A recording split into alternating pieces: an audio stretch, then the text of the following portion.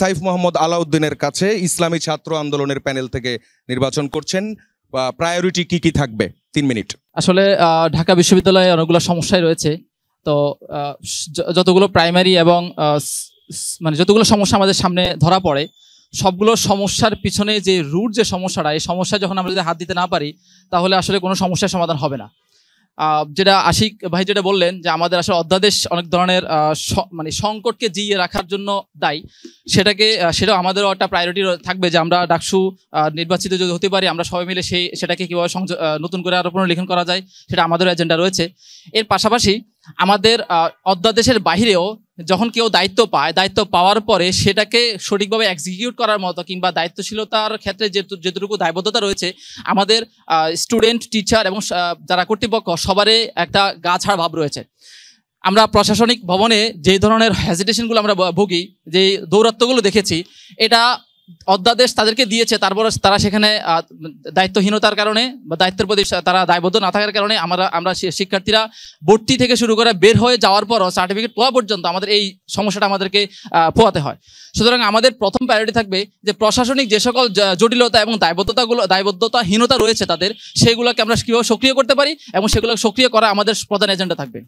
এরপর রয়েছে আমাদের প্রশাসনিক কর্তৃপক্ষের যে দায়বদ্ধতার বাহিরেও আমাদের যারা রাজনৈতিক দল রয়েছে এবং যারা রাজনীতির সাথে যুক্ত রয়েছি, বিশ্ববিদ্যালয়ের রাজনৈতিক অ্যাক্টিভিটিসগুলো পরিচালনা করে থাকি, আমাদের সবারই একটা বাহিরের যেই রাজনৈতিক এজেন্ডাগুলো সেখানে এসে আমরা এখানে সেটাকে বাস্তবায়ন করার জন্য আমাদের সবার ভিতরে একটা মানে তাড়না কাজ করে।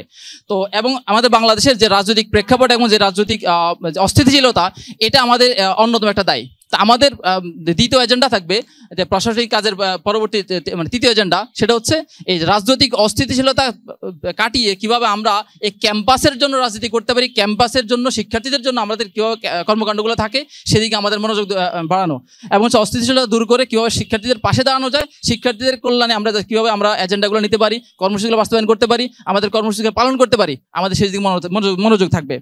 এরপর হচ্ছে ক্যাম্পাসের একাডেমিক এক্সেলেন্সি, এরা মারাত্মক ডাউনফল, নিচের দিকে নিম্নমুখী। আমাদের যদি এই জিনিসটাকে আমরা যদি ওভারকাম না করতে পারি, তাহলে প্রতি বছর আমরা র্যাঙ্কিংয়ের তালিকা দেখব, প্রতি বছর আমরা নিচের দিকে যেতে থাকবো। প্রাচ্যের অক্সফোর্ড খ্যাত যে বিষয়টা, এই বিষয়টার যে শুধুমাত্র ট্যাগ নিয়ে আমাদেরকে চলতে হচ্ছে। তো সেখানে আমাদের একাডেমিক কাউন্সিল, তাদের অনেক বড় দায়বদ্ধতা রয়েছে, কিন্তু তারা সে দায়িত্বগুলো পালন করছে না। এর পাশাপাশি আমাদের টিচারদের যে ইভ্যালুয়েশন সিস্টেমটা, এটা মানে গত কয়েক বছর যাবৎ খুব বেশি অ্যাক্টিভ হচ্ছে, কিন্তু সেটাকে আমরা যেভাবে দেখতে চাচ্ছি যে আসলে ইভ্যালুয়েশনটা কার্যকর হোক, সে কিন্তু আমরা দেখতে পাচ্ছি না। তো সেটাকে কীভাবে কার্যকর করা যায় এবং আমাদের ক্লাসে যে সিস্টেম, ক্লাস নেওয়া, শিক্ষার্থীদের যেই টিচারদের যেভাবে নিলে শিক্ষার্থীরা উপকৃত হবে এবং শিক্ষার্থীদের কীভাবে আর মেধা কার্যকর করা যায় এবং তাদেরকে আরও অ্যাক্টিভ করা যায়, কীভাবে আমরা সেদিকে আমাদের মনোযোগ থাকবে। এরপর হচ্ছে আমাদের ক্যাম্পাসের ভর্তি থেকে শুরু করে সার্টিফিকেট নেওয়া পর্যন্ত সব জায়গায় আমরা এখনও অ্যানালগ সিস্টেম রয়ে গেছি, যার ফলে দেখা যাচ্ছে আমাদের অনেকগুলো সুযোগ আমরা অনেক ডিজিটালাইজেশন করার সুযোগ থাকা সত্ত্বেও আমরা করতে পারছি না, এবং সেগুলো আমাদের নেওয়ার অনেকগুলো অপশন রয়েছে, অনেকগুলো সুযোগ রয়েছে। আমরা দেখেছি, আমি 2020 সালে ভর্তি হয়েছি, কিন্তু 2020 সালের ভর্তি হওয়ার পরে আমি আমার কার্ড পেয়েছি 2023 সালের শেষ দিকে এসে। তো এই যে সিস্টেমগুলো, ওই সিস্টেমগুলো আমাদেরকে অনেক বেশি পোহাচ্ছে। তা আমাদের পঞ্চম এজেন্ডা থাকবে যে ক্যাম্পাসকে কীভাবে ডিজিটালাইজেশন করা যায়, এবং এই জন্য যা করা দরকার আমরা সেটা পদক্ষেপ গ্রহণ করবো। সর্বের একটা হচ্ছে যে এই ক্যাম্পাসে আমরা সবচেয়ে বলা হয় যে এখানে সকল ধর্ম, মত, মানে বর্ণের মতামত, দর্শন চর্চা করা যায়, উন্মুক্ত অভয়ারণ্য।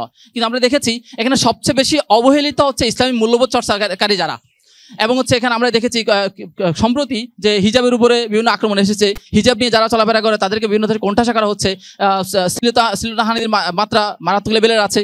তো এই যে বিষয়গুলোর প্রতি আমরা আমাদের একেবারে ক্যাম্পাসের যেই সুষ্ঠু পরিবেশ কীভাবে নিশ্চিত করা যায়, এগুলো যদি আমরা বাস্তবায়ন করতে পারি, আমাদের নিরাপত্তা সংকট, আবাসন সংকট, খাবার সংকট সবকিছু কিন্তু মোটামুটি ফুলফিল হয়ে যাবে। ধন্যবাদ।